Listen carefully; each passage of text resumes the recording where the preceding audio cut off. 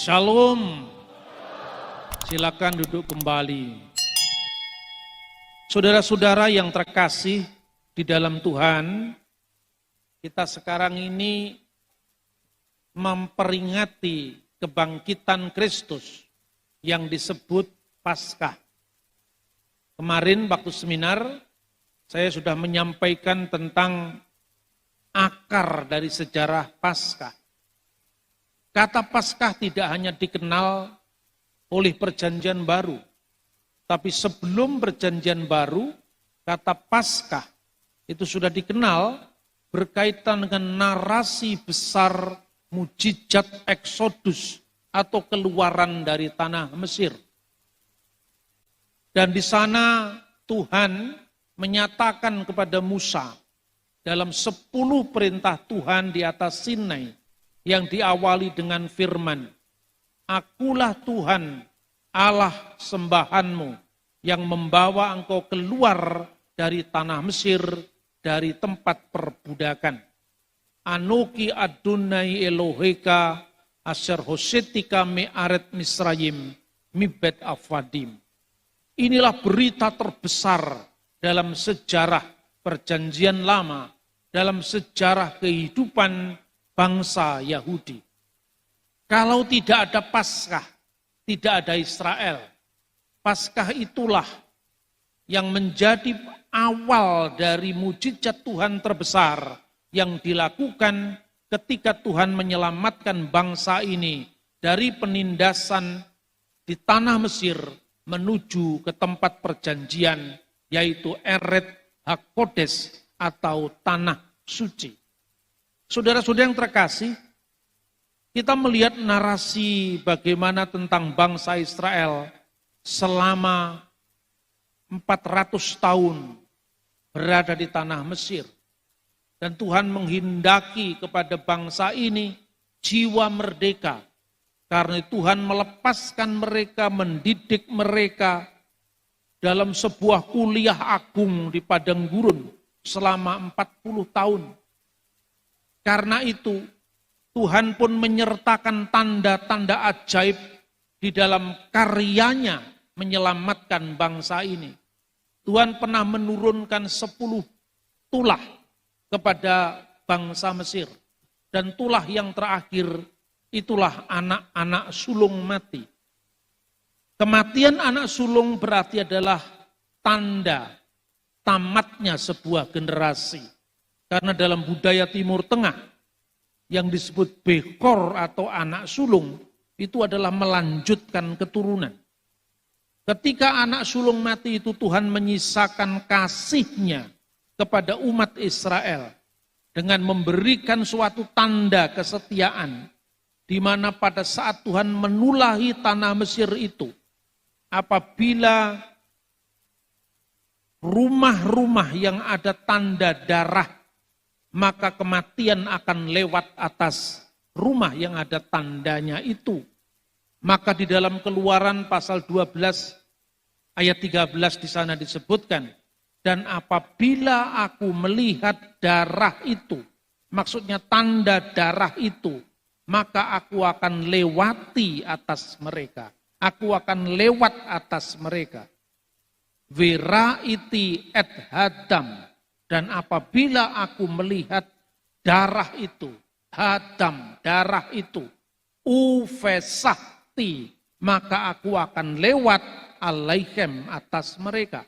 Dari kata pesah itulah kemudian muncul kata Paskah yang menjadi bahasa Indonesia lewat bahasa Arab Paskah menjadi Paskah atau Passover di dalam bahasa Inggris.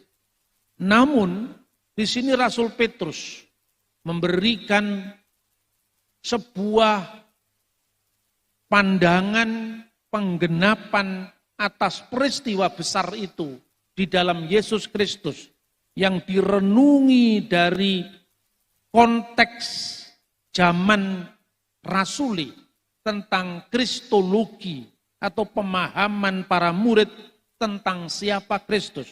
Maka di sana pesannya sangat jelas bahwa di dalam ayat 25 sampai dengan ayat 28 diawali dari Rasul Petrus mengutip tentang ayat-ayat Mazmur yang berasal dari Mazmur 16 ayat 8 sampai dengan ayat 11 mengenai kebangkitan Sang Mesias. Dan di sana ada dua kata yang perlu digarisbawahi, bahwa Tuhan telah mendudukkan keturunan Daud di atas tahtanya. Dan yang kedua, itu berbicara tentang Mesias. Dua penegasan ini yang penting, bahwa Mesias yang diperkenalkan oleh para rasul adalah Dia yang telah bangkit dari kematian, sebagaimana yang dinubuatkan oleh Raja Daud dalam kitab Mazmur pasal 16 ayat 8 sampai dengan ayat 11. Lalu pada ayat 34 sampai 35 di sana juga Rasul Petrus memberikan sebuah penggenapan lagi satu nubuat dalam Mazmur 110 ayat 1. Dari sinilah kita bisa mengenal gelar Yesus sebagai Adonai atau sebagai Tuhan yang maknanya Tuan atas segala Tuan, yang berdaulat, yang berkuasa, yang diberikan otoritas oleh Bapanya di dalam mengemban tugas penyelamatan umat manusia. Maka di dalam Mazmur pasal 110 ayat 1 itu dikatakan, Mizmor le David, Mazmur dari Daud. Neum Hashem ladoni, firman Tuhan. Di sini Tuhan itu bentuknya tetragramaton, 4 huruf suci, Yod, He, Vav, He, yang oleh orang Yahudi biasa dibaca dengan Hashem, nama di atas segala nama, sang nama atau Tuhan, huruf besar semua dalam bahasa Indonesia. Itu artinya merujuk kepada nama di atas segala nama, yaitu Elohe Yisrael, Allah Israel yang telah menyelamatkan bangsa ini. Neum Hashem ladoni, kepada Tuanku. Kata yang diterjemahkan Tuanku itu Adon, Adoni, Adonai. Itulah gelar Sang Mesias. Seflimini, duduklah kamu di sebelah kananku, at asid oyebh, hadom lirakleha, sampai ku buat takluk musuh-musuhmu di bawah kakimu. Ada ungkapan penting yang pertama, yaitu kata Adonai. Karena itu gereja kuno berdasarkan nubuat Mazmur ini memahami bahwa yang disebut Sang Mesias itu gelarnya Adonai. Dan ini bukan gereja Kristen yang membuat-buat, tetapi tafsir-tafsir Yahudi, baik itu zaman sebelum Kristen maupun sekarang ini, kalau ditanya siapakah Adonai dalam Mazmur 110 ayat 1, dia adalah Raja Mesias. Hu Malka Mesiha, dia adalah Raja Mesias yang akan duduk di atas takhta Daud untuk selama-lamanya.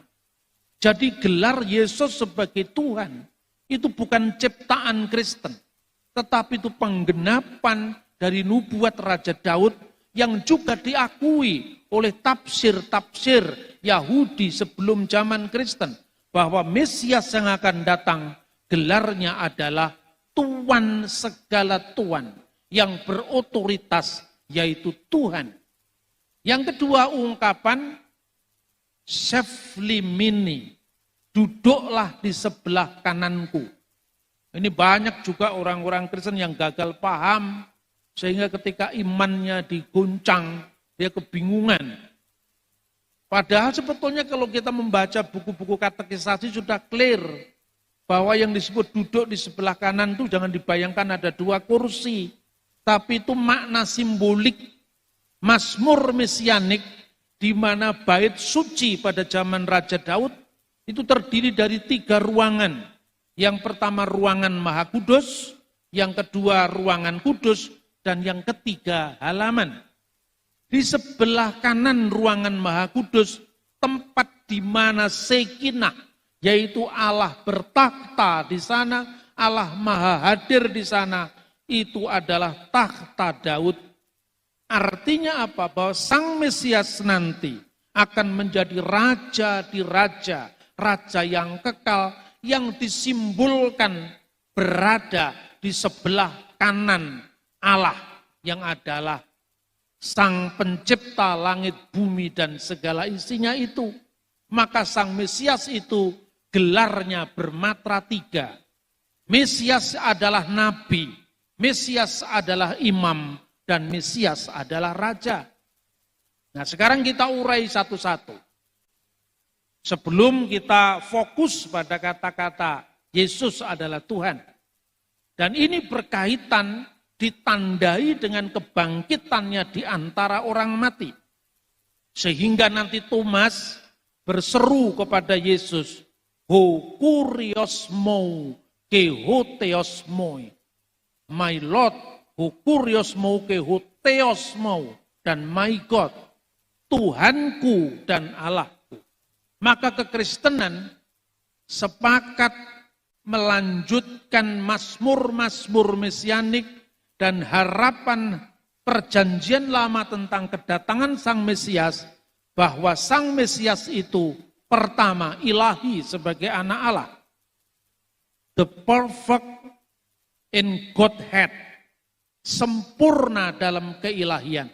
Tetapi serentak dengan itu, Yesus juga sempurna dalam kemanusiaan ketika datang ke dunia sebagai putra manusia yang dilahirkan oleh Bunda Maria. Ini ajaran yang sebetulnya sangat simpel, saudara-saudara. Yang pertama, dia disebut sebagai Allah. Karena pada hakikatnya firman Allah adalah Allah. Karena Yesus yang sebelum dia datang ke dunia sebagai firman Allah, olehnya Allah menciptakan segala sesuatu. Diciptakan segala sesuatu itu dengan sang firman. Maka jikalau dikatakan enarki in hologos, ke hologos in prostonteon, ke theos in hologos. Pada mulanya firman. Firman itu bersama-sama dengan Allah. Dan firman itu adalah Allah. Tidak mungkin kalau firman itu bukan Allah. Tidak mungkin kalau firman itu datang setelah Allah. Tidak mungkin Allah pernah ada tanpa firman-Nya. Karena Allah sejak kekal sampai kekal, dia selalu bersama-sama dengan firman-Nya dan Roh Kudus-Nya. Itulah yang disebut misteri Tritunggal yang Maha Esa. Saudara-saudara, ini ajaran yang pertama. Jadi sepenuhnya adalah Allah, merujuk kepada tabiat kekal Yesus yang praeksisten, yang segala sesuatu ini diciptakan olehnya sebagai firman Allah.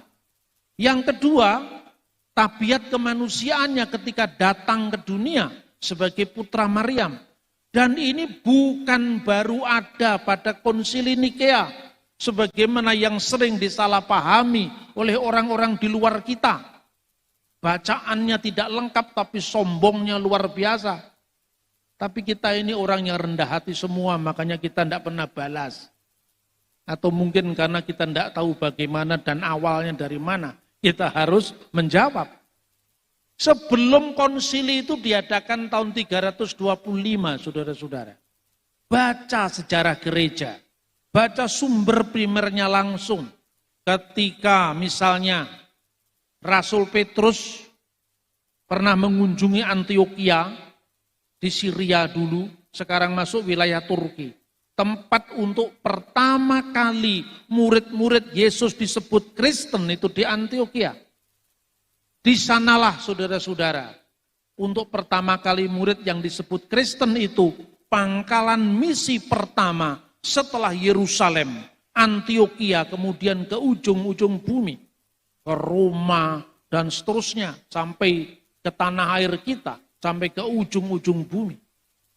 Di Antioquia itu murid Petrus yang bernama Ignatius dari Antioquia, yang wafat tahun 107, sudah berkata tentang Kristus yang sepenuhnya Allah, karena ektheos, dia dilahirkan oleh Allah, dilahirkan oleh Bapa sebelum segala abad. Karena itu bukan kelahiran fisik, maka diumpamakan lahir dari Bapa. Tapi sekaligus ek Marias, lahir dari Maria, yaitu tubuh kemanusiaannya yang datang ke dunia. Nah, di dalam keadaannya sebagai manusia itulah Yesus bergelar Mesias, yang maknanya dia pertama nabi, kedua imam, dan ketiga raja.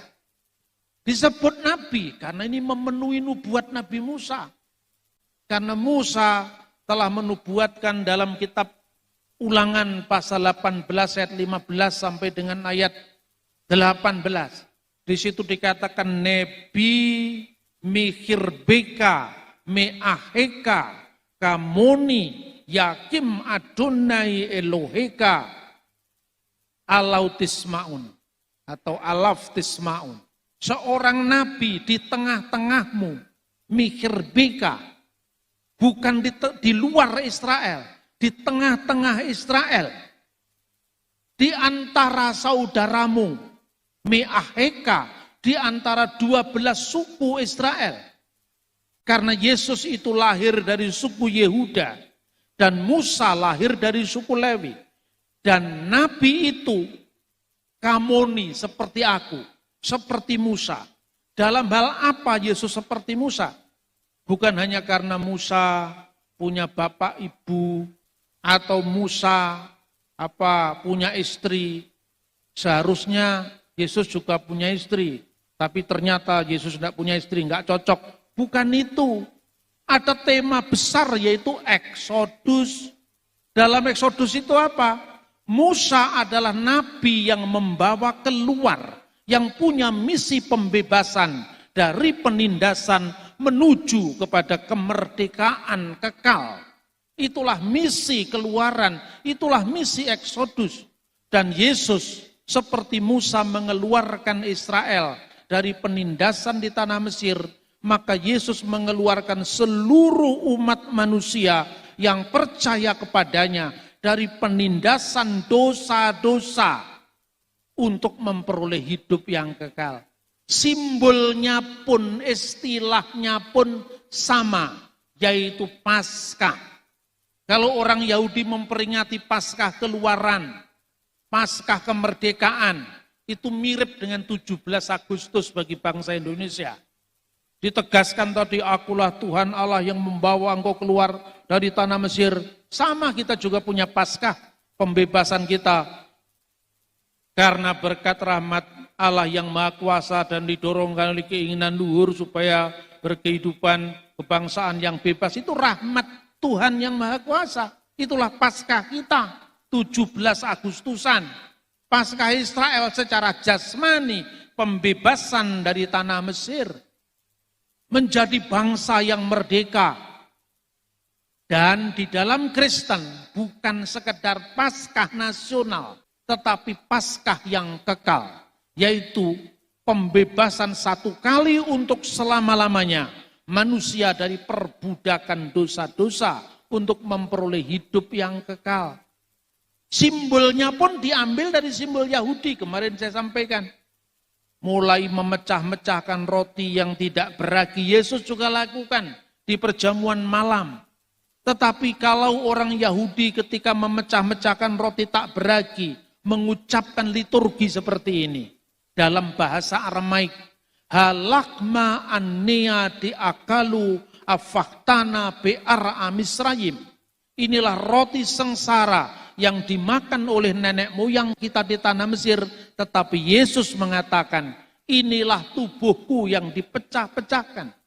Karena itu kalau di Paskah Yahudi selalu ada potongan daging anak domba. Di dalam perjamuan malam Kristus tidak ada potongan daging anak domba. Mengapa? Karena Yesus sendiri anak domba Paskah, penghapus dosa dunia.